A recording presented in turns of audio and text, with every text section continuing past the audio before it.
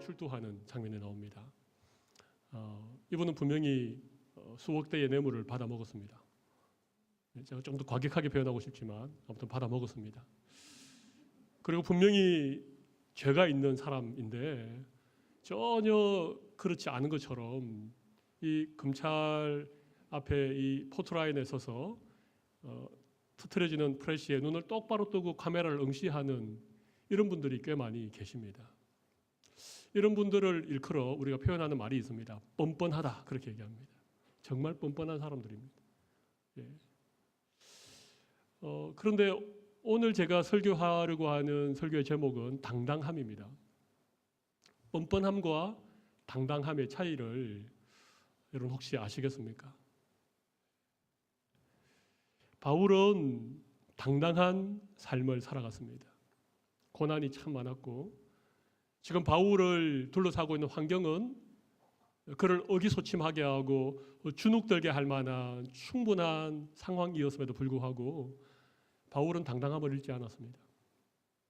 오늘 바울이 공회 앞에 섰다고 하는데 이 공회는 여러분이 잘 아시는 산헤드린 공회입니다. 70여 명으로 이루어진 이스라엘의 최고의 의결기관, 물론 종교적인 그런 공회입니다마는 사실은 이스라엘 백성들의 모든 삶을 주관하고 결정할 수 있는 그런 기구가 산헤드린 공회입니다. 거기에는 제사장도 있고 백성들의 장로들도 있고 서기관들도 있고 뭐 서기관들 중에는 바리새인들도 있고 사두개인들도 있고 내노라 하는 종교 지도자들이 모여 있는 그 공회.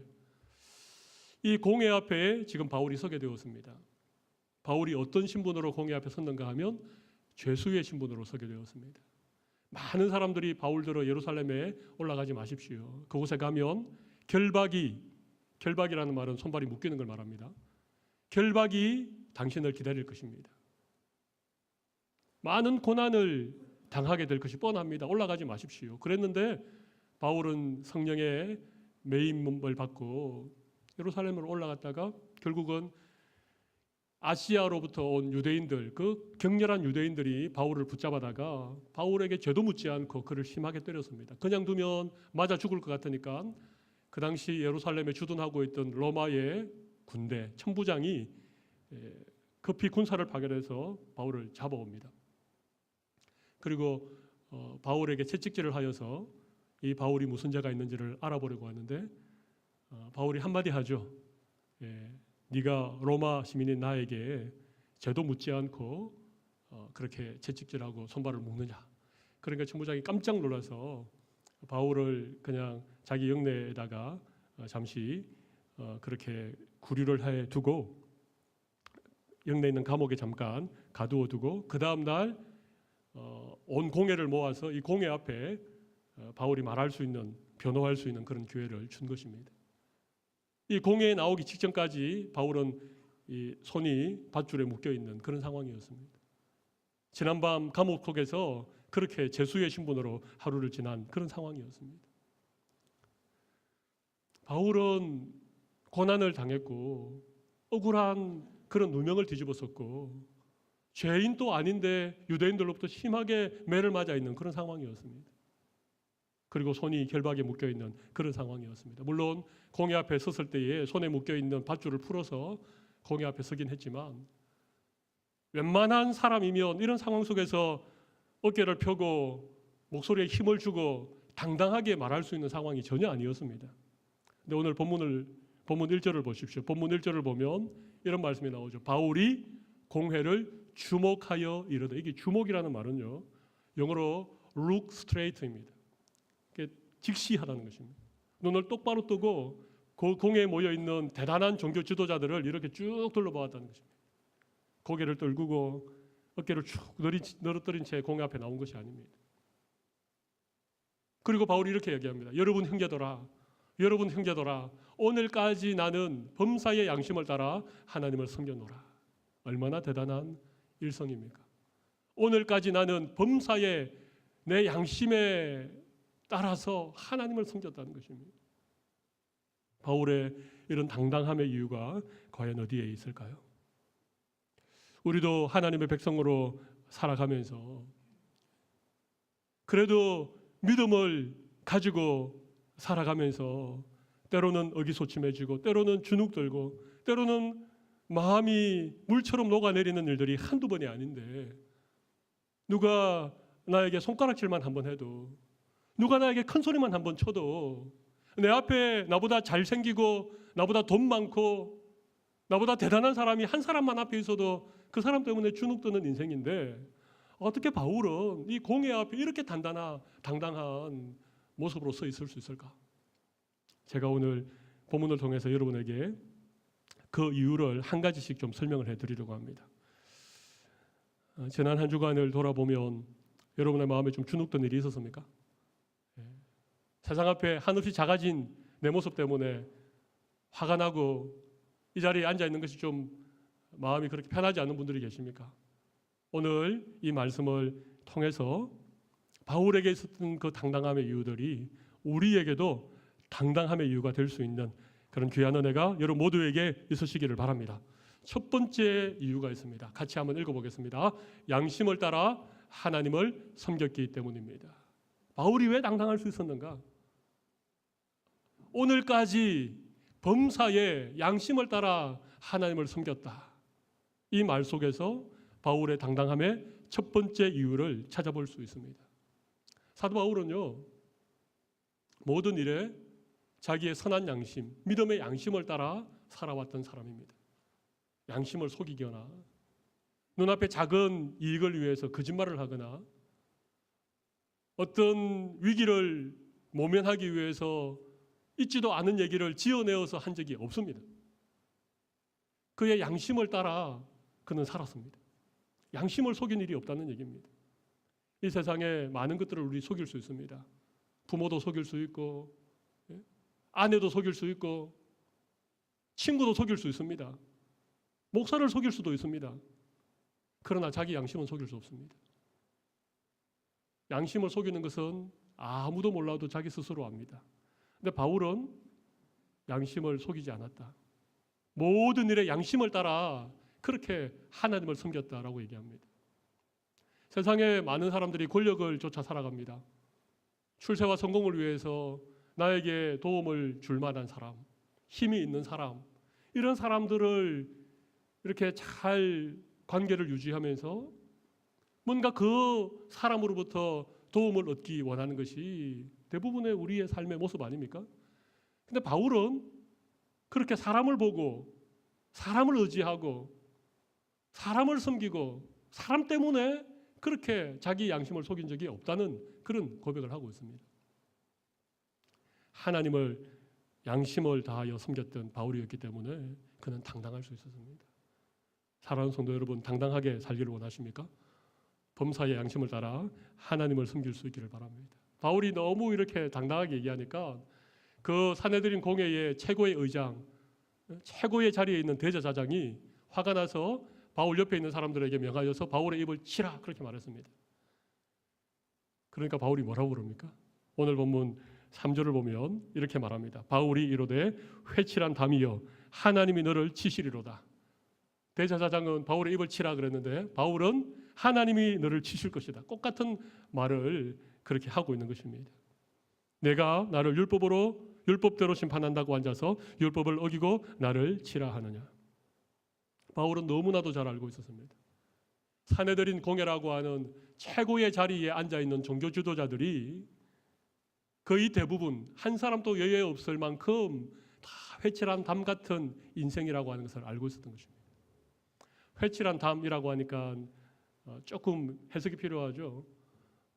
회는 화얀 햇가루를 말합니다.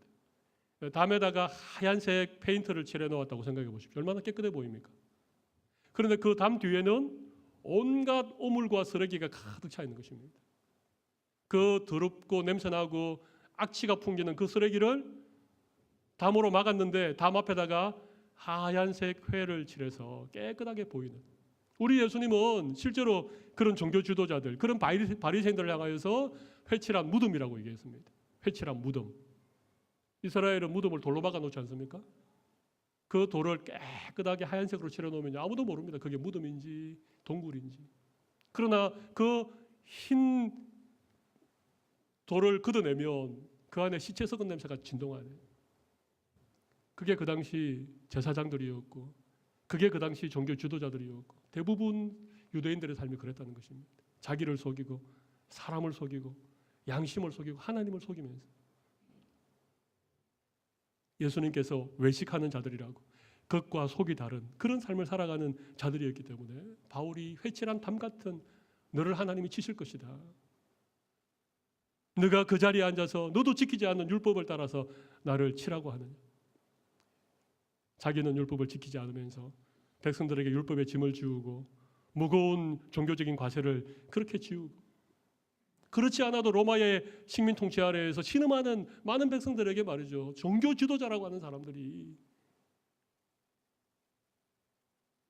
그렇게 회칠한 무덤 같은, 회칠한 담 같은 삶을 살고 있었다는 것을 바울이 너무 잘 알고 있었습니다. 그러자 바울이 이렇게 말한 것을 듣고는 바울 곁에 있는 사람이 이렇게 말합니다. 곁에 선 사람들이 4절입니다. 말하되 하나님의 대제사장을 네가 욕하느냐. 그러니까 바울이 뭐라 그럽니까? 대제사장을 너가 욕하느냐. 그러니까 5절에 바울이 이르되 형제들아 나는 그가 대제사장인 줄 알지 못하였노라. 기록하여서되 너희의 백성의 관리를 비방하지 말라 하였느니라 하더라. 바울이 말을 바꾸죠. 바울이 말을 바꿉니다. 내가 대제사장인 줄 몰랐다. 출애굽기 19장 22절에 보면 백성의 관리를 비방하지 말라 이런 말씀이 있습니다. 하나님이 세우신 그런 백성의 관리를 비방하지 말라. 그래서 자기가 말이 과한 것을, 자기가 잘못한 것을 시인하게 됩니다. 이 부분 참 어렵습니다. 아니 바울이 대제사장을 모를 리 없는데, 여러분 대제사장은요 옷이 다릅니다. 일반 제사장들이나 또 장로들이나 서기관이 입는 옷이랑 대제사장이 입는 옷은 옷 색깔이 다릅니다. 그러니까 누가 봐도 아 저분이 대제사장이구나 알 수 있습니다. 그리고 제일 높은 자리에 앉아 있습니다. 바울이 대제사장을 보고도 대제사장인 줄 몰랐다는 것은 말이 안 됩니다. 그래서 이 부분이 참 어렵습니다. 해석상 과연 바울이 대제사장인 줄 모르고 그렇게 말을 했을까? 아니면 알고 얘기했는데 말을 바꾼 것인가? 저는 이 말씀을 읽고 깊이 묵상하고 또 말씀을 해석하는 가운데 아 그렇구나. 1절 보십시오. 바울이 이렇게 얘기하지 않습니까? 나는 범사의 양심을 따라 하나님을 섬겼습니다. 이 얘기는요, 나는 뭐 누구 사람 앞이라고 뭐 양심을 속이고 뭐 누구 사람 때문에 뭐 마음에도 없는 얘기를 하고 그렇게 살지 않았다는 것입니다.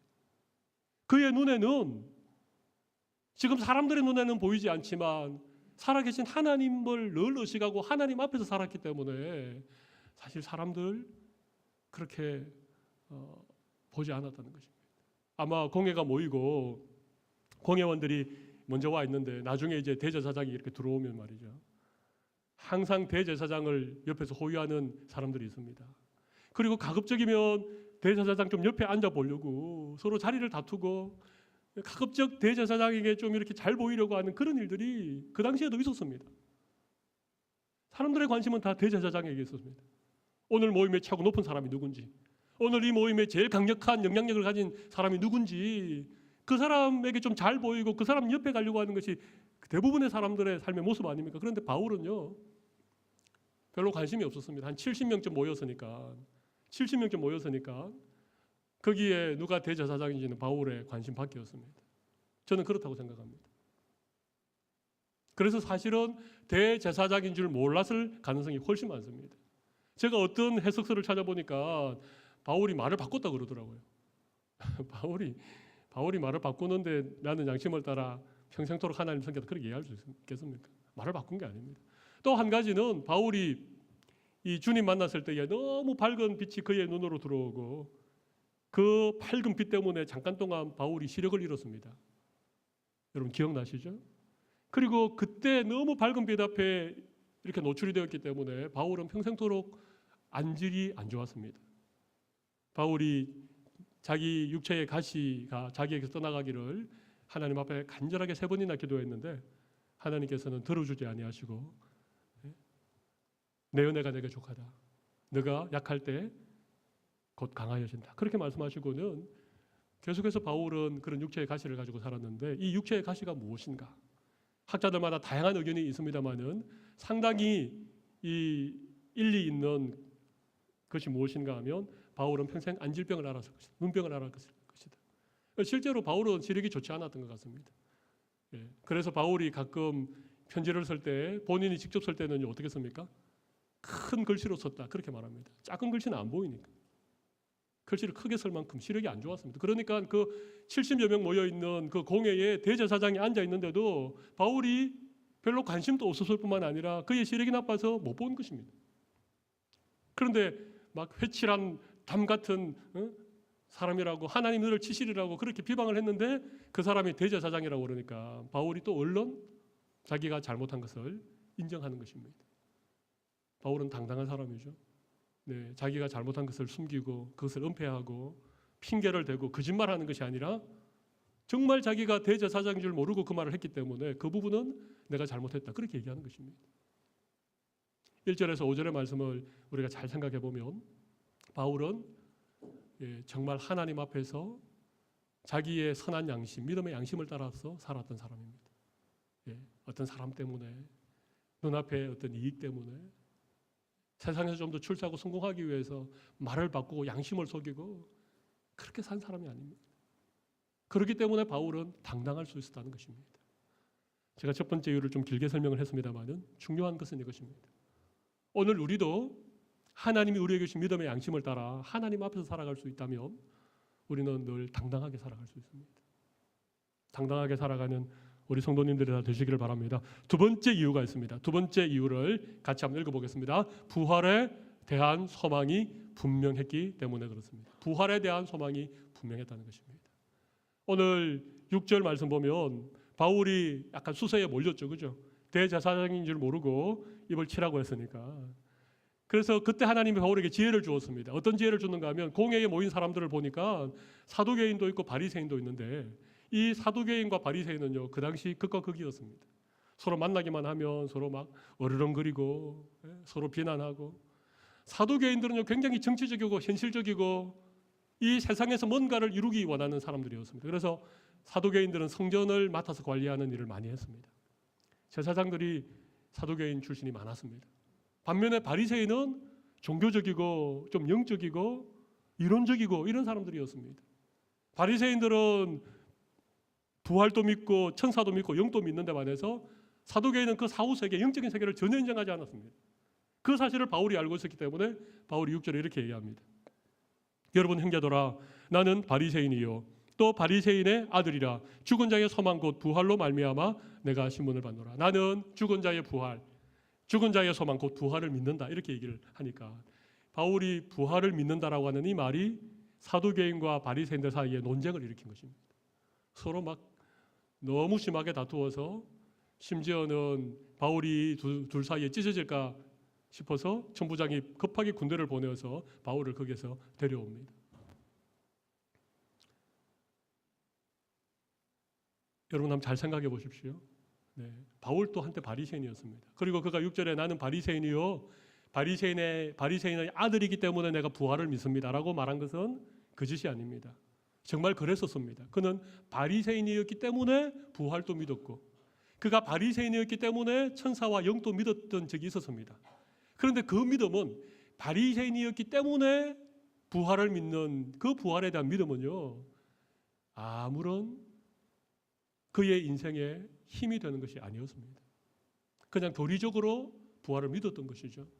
내가 속해 있는 바리새파가 오랜 전통을 따라 부활을 믿고 있었기 때문에 자기도 그 전통에 따라서 교리적으로 신학적으로 부활을 믿고 있었던 것뿐입니다. 그가 부활을 믿었다고 해서 그의 삶에 달라진 것은 아무것도 없습니다. 정말 천사를 믿고 영을 믿었다면 바울이 그렇게 자기의 어떤 교리를 지키기 위해서 사람들을 돌로 쳐 죽이고 아무 죄도 없는 사람들을 잡아다가 옥에 가두고 그렇게 할 수 있겠습니까? 보십시오. 오늘 바리새인들도요 자기들이 부활을 믿고 있었다는 것을 어떻게 사용하고 있습니까? 사두개인과 다투는 일에 사용하고 있습니다. 그냥 교리적으로 논쟁하는 것이죠. 그 이상도 그 이하도 아닌 것입니다. 바울도 한때는 그렇게 예수님의 부활을 믿었습니다. 몸의 부활을 믿었습니다. 그런데 바울이 다메섹으로 가는 그 길에서 부활하신 예수님을 만났죠. 부활하신 예수님을 만났습니다. 무덤에서 사흘 만에 다시 살아나신, 모든 죄와 사망의 권세를 깨뜨리시고 부활하신 그 예수님을 바울이 친히 만났습니다. 그리고 바울이 그 예수님을 만난 이후에 그가 부활을 믿는 것은 그가 바리새인이었기 때문에 믿었던 부활과는 전혀 다른 차원의 것이었습니다. 여러분, 부활을 믿으십니까? 죽은 자의 부활을 소망하고 계십니까? 부활을 안 믿으시군요. 그렇습니다. 부활을 믿는다면 적어도 우리 몸이 연약해지고 죽을 수밖에 없는 그런 존재이지만 우리에게 부활이 있다는 사실을 믿는다면 영광스러운 몸으로 부활하여서 하나님이 계시는 그 영원한 나라에서 왕노릇할 것이라고 하는 이 영생에 대한 소망, 천국에 대한 분명한 믿음이 있다면 우리가 세상을 그렇게 살지 않죠. 작은 어려움 앞에, 작은 고난 앞에. 바울은 부활하신 예수님을 만남으로 말미암아 그가 부활에 대한 분명한 확신을 가지고 있었습니다. 돌에 맞아 죽을 뻔한 일도 있었지만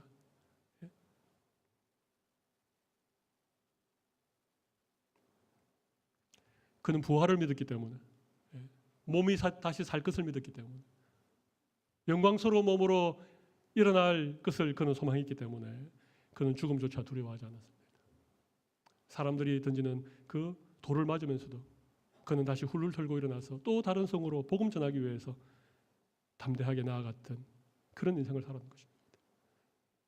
내가 바리새인이기 때문에, 내가 어떤 교리를 믿고 어떤 신학적인 이론을 내가 믿는 것하고, 그냥 우리 부모님도 그렇게 믿었고 우리 조상들도 그렇게 믿었기 때문에 쭉 믿어왔던 어떤 믿음의 전통을 따라 내가 믿는 것하고, 정말 살아계신 하나님을 내가 만난 것하고, 부활하신 예수님을 만남으로 내가 부활을 믿는 것하고는 수준이 다르다는 것입니다.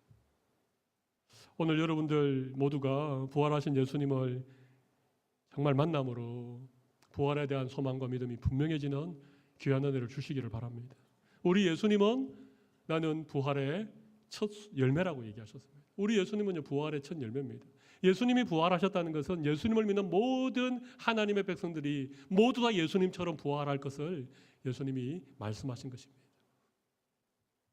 우리는 부활을 소망하기 때문에, 우리에게는 영원한 하나님의 나라가 있기 때문에, 이 세상이 전부가 아니기 때문에, 이 세상에서 출세하고 성공하는 것이 내 삶의 모든 것이 아니기 때문에 우리는 세상에서 주눅들 만한 일이 있고 좀 억울한 일이 있고 힘든 일이 있어도 당당함을 잃지 않고 그렇게 믿음으로 승리하게 될 줄로 믿습니다. 오늘 이 귀한 은혜가 우리 모든 성도들에게 넘치기를 간절히 바랍니다. 마지막 한 가지만 더 말씀을 드리도록 하겠습니다. 11절을 같이 한번 읽어보겠습니다. 그날 밤에 주께서 바울 곁에 서서 이러시되 담대하라, 내가 예루살렘에서 나의 일을 증언한 것 같이 로마에서도 증언하여야 하리라 하시니라. 아멘.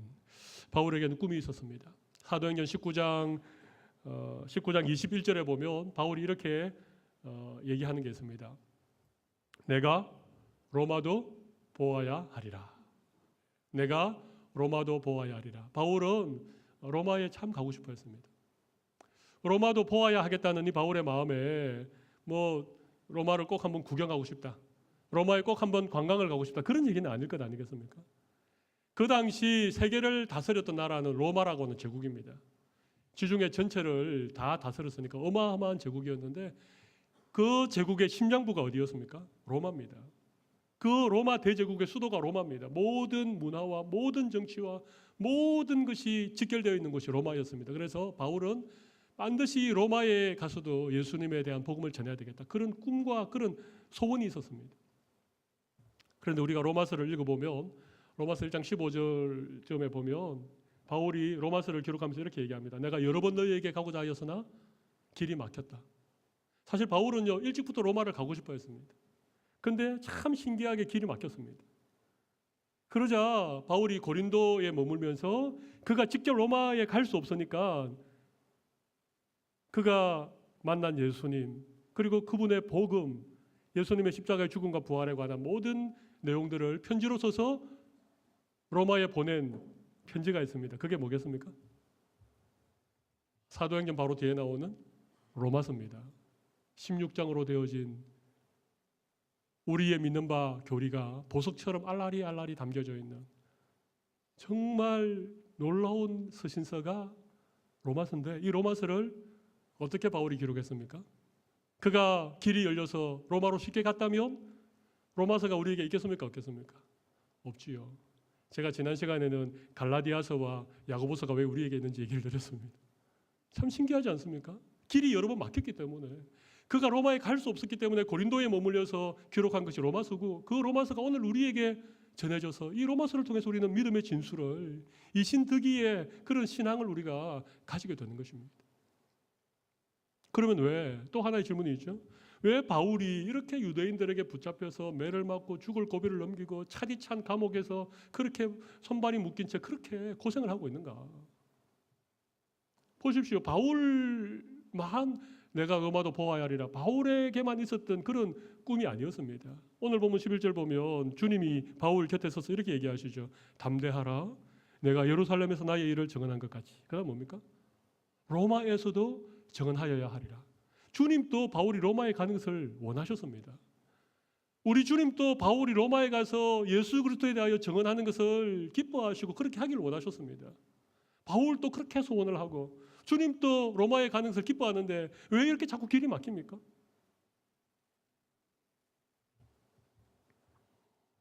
이유는요, 우리가 오늘 읽었던 본문 그 다음에 보면 나옵니다.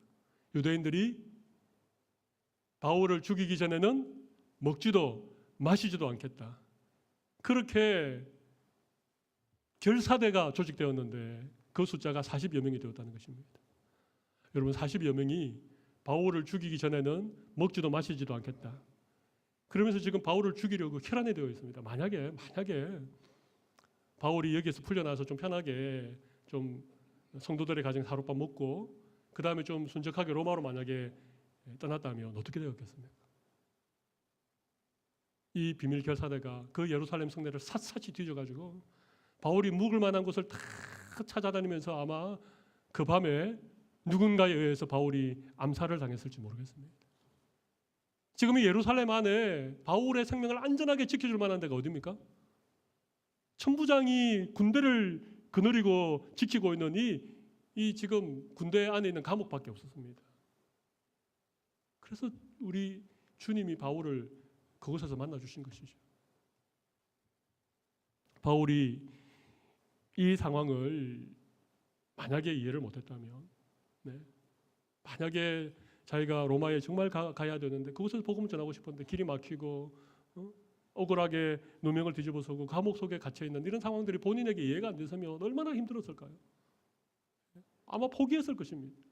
아마 다 때리치우고 그냥 그랬을지도 모릅니다. 그런데 바울은요, 첫 번째, 두 번째 전도여행을 통해서, 세 번째 전도여행을 통해서 내가 생각하고 내가 원하는 그 뜻대로 잘 되지 않지만 오히려 하나님께서 그런 과정들을 통해서 바울을 한 걸음 한 걸음 인도해 주셨고, 늦어 보이지만 가장 빠른 길로, 안 될 것 같지만 될 수 있는 가장 확실한 방법으로 바울을 인도해 주셨다는 사실을 바울이 너무 잘 알았기 때문에 오늘 바울은 이런 상황 속에서도 그는 당당함을 잃지 않았던 것입니다. 당당함을 잃지 않았던 세 번째 이유는요, 같이 한번 읽어보겠습니다.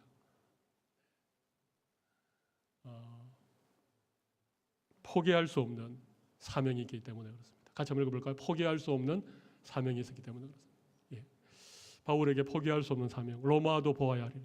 로마에 가서도 주의 복음을 증언해야 되는 이 사명이 그에게 있었기 때문에, 그리고 이 사명을 그가 가진 것만 아니라 이 사명을 주님께로부터 받았다는 사실을 알고 있었기 때문에 반드시 우리 주님께서 이 사명을 이루어 주실 것을 그는 믿었기 때문에 이 사명 때문에 그는 당당할 수 있었습니다. 그리고 이 사명 때문에 주님이 밤에 바울에게 나타나셔서 그의 곁에 서서 담대하라, 그렇게 말씀해 주시는 것입니다. 사명을 따라 살아가면 웬만하면 포기하지 않습니다. 사명이 분명하면 절망하지 않습니다.